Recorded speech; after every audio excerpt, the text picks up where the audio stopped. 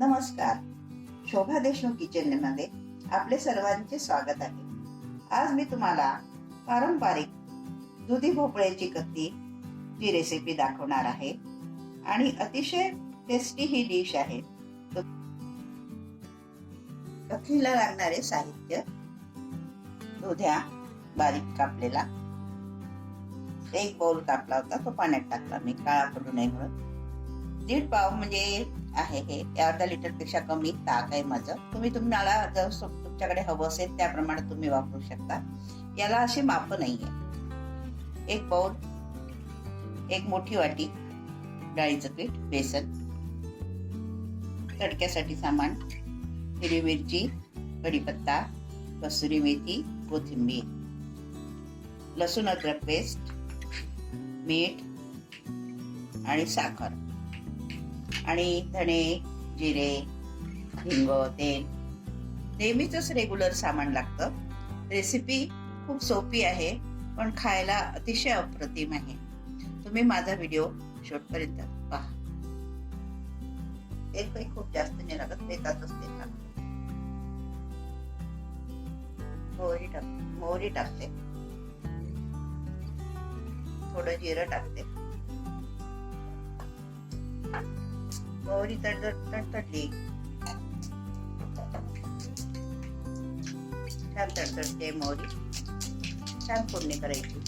हिंग टाकते, थोडी कोथिंबीर टाकते, कढीपत्ता, मिरच्या आणि कसुरी मेथी. छान सुगंध येतो. थोडी आणून टाकते.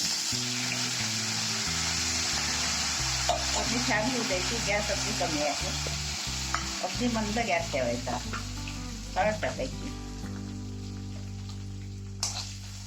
छान खमंग फोडणी झाली. याच्यातच मी आता 1 बाउल दुध्या होता माझा बारीक केलेला, तो आता शिजायला ठेवते. त्याच्यावर आता धणे पावडर 1 चमचा, थोडीशी जिरे पावडर,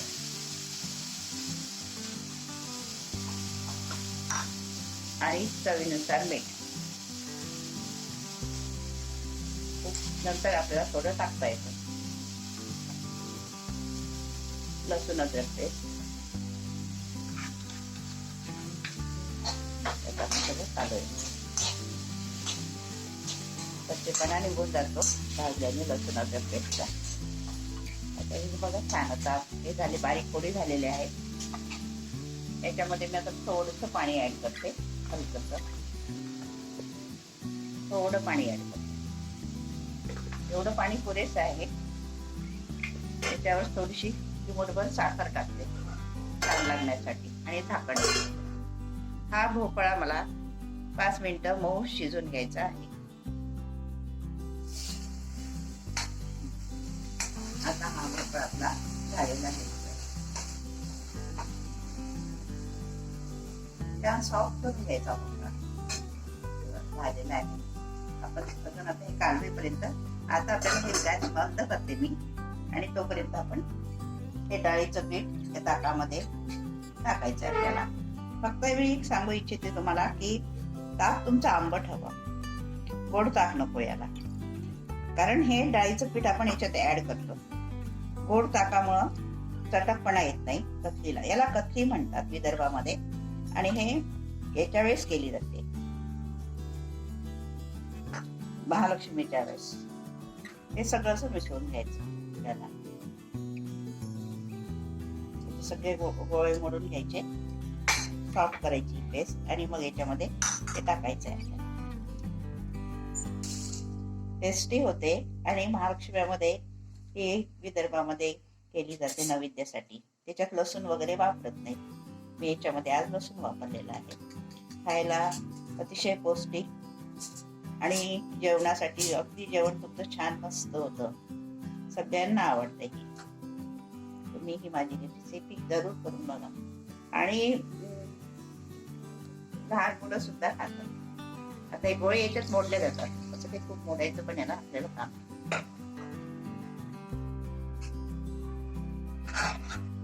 याच्यात लाल तिखटाचं प्रमाण तुम्ही तुमच्या आवडीप्रमाणे घ्या. मला पिवळीच जास्त आवडते म्हणून मी नेहमी पिवळीच ठेवते. हिरव्या मिरच्या मी वापरते. आता मला याच्यात पाणी टाकावं लागतं. तुम्ही पाणी टाका तुमच्या याच्याप्रमाणे, तुम्हाला कळतं. याच्यामध्ये आता आपल्याला बघा सुंदर झालेली आहे.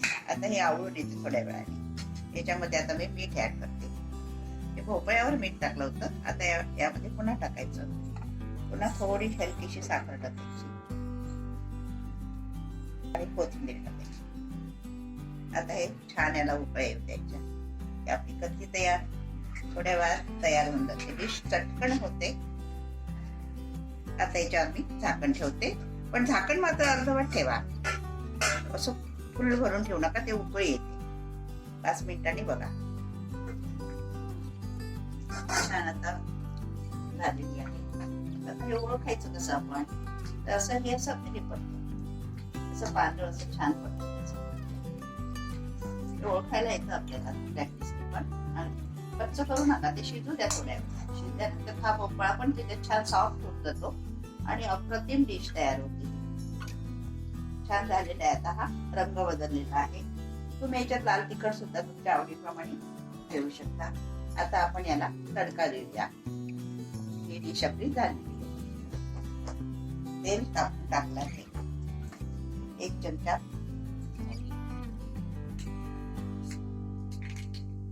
थोडं जिरं छान तडतडू द्यायचं, चांगलं होऊ द्यायचं. गॅस एकदम कमी करायचा. आणि याच्यात आता हे लसणाच्या पाकळ्या भरपूर टाका, छान वाटतं. भरपूर छान तडका द्या, छान खमंग. त्यामुळे ते एकदम टेस्ट डेव्हलप होते. त्याची छान उभा चिरलेला आहे. तुम्ही तुमच्या आवडीप्रमाणे करू शकता. कटिंग करायचं छान, गार्लिक मस्त वाटतं. आणि त्यामध्ये हिंग भरपूर टाका. हिंग भरपूर टाका. जळू द्यायचा नाही, थोडासा गुलाबीसर करायचा.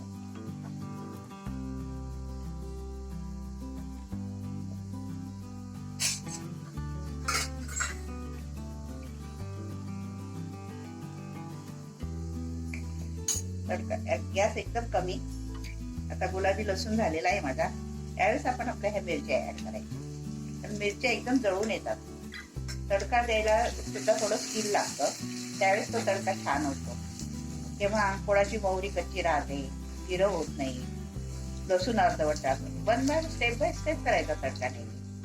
पहिले मोहरी नंतर जिरं नंतर हिंग टाका. लगेच कोथिंबीर टाकायची थोडी त्याच्यावर, म्हणजे आपली फोडणी जळत पण नाही. वाटलं आपल्याला की आपला गरम झाला आहे तर पटकन काहीतरी टाकून द्यायचं त्या तेलामध्ये. नवीन शिकणाऱ्यांसाठी हे ठीक आहे. तर माझा हा छान तडका तयार झालेला आहे. बघू शकता तुम्ही. लालसर पण छान झालेला आहे, लसूण जळलेला नाही, मिरच्या पण छान काळपट झालेल्या आहेत. आता मी इथं हा टाकते.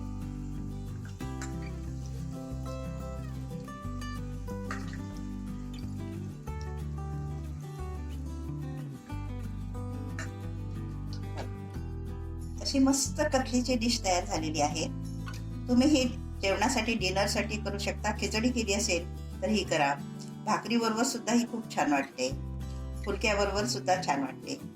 तुम्ही केव्हाही तुमच्याकडे भाजी नसेल तर अगदी आवर्जून ही डिश तुम्ही माझी करा, ट्राय करा. आणि माझ्या डिश तुम्हाला जर आवडत असतील शेअर करा, लाईक करा आणि सबस्क्राईब मात्र जरूर करा. अशाच उपयुक्त डिश दाखवण्याचा मी प्रयत्न करणार आहे.